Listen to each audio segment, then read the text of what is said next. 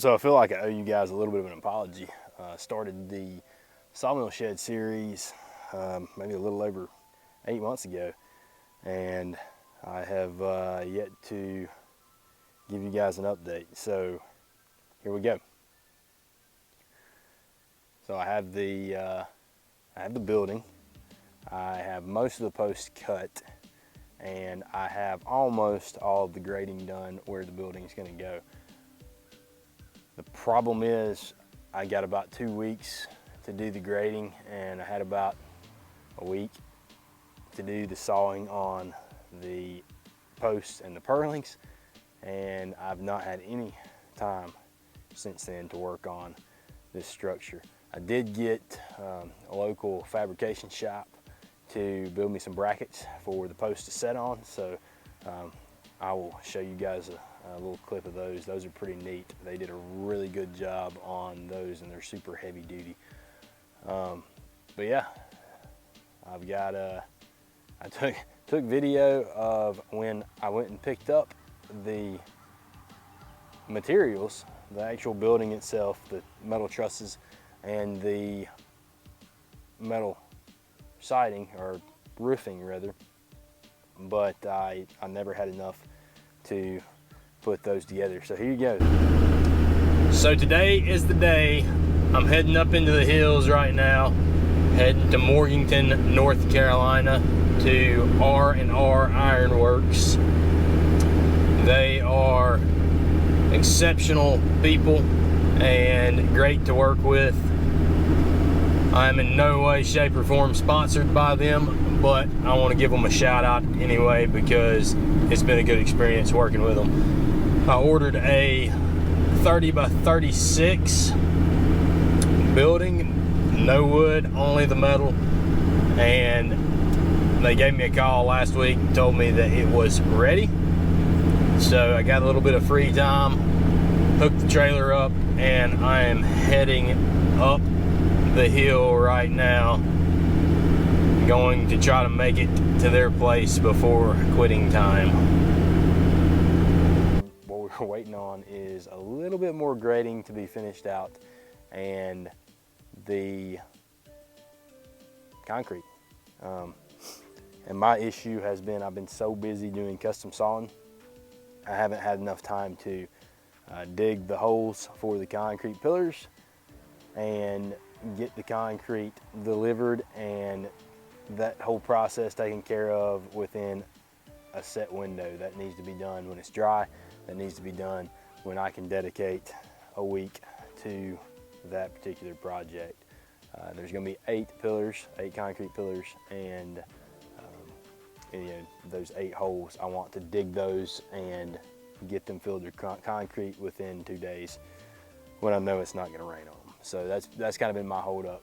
Hopefully we can get that done here in the next couple of months and go ahead and let that be curing, because in order to drill into that concrete, it's got to set for 28 days. So it's kind of a lengthy process, but we're getting closer. We have done a lot of work in preparation. I just haven't showed you guys that because it's not very exciting. But I will show you guys what I've got down on the pad, and I'll show you guys the materials that I purchased. And I'm glad that I did purchase them when I did, because I have repriced those materials and they've gone up about 25%. So thankfully I saved a little money. Hope you guys did the same when I posted the video. Y'all went out and bought your own sheds. Hope that was a thing. So yeah, here we go. Let's take a walk around and we'll look at what we got. This is the pad where the new shed will sit. It's approximately 50 by 50 wide pad that I've graded out. I've got to do a little more field dirt work.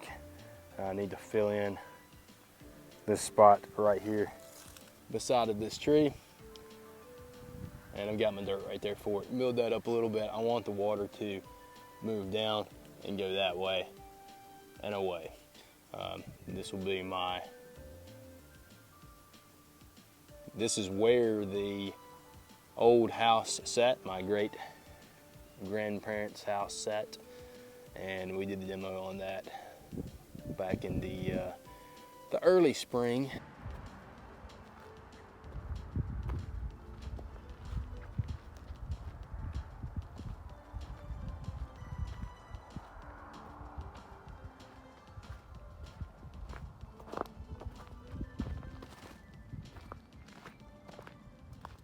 I now have this entire old house demolished, hauled away, cleared off, and we're gonna put the new sawmill shed on this pad where the old house sat. Now here is the material that I bought for the new shed. We've got 4 trusses and all the metal that it takes to put the roof on those trusses. I've got the stuff sawed for the posts, and we're just waiting on the concrete. In way of an update on the LT40 super hydraulic, I called yesterday, which would be December 20th, 2021, and they are still scheduling that for February 25th, 2022.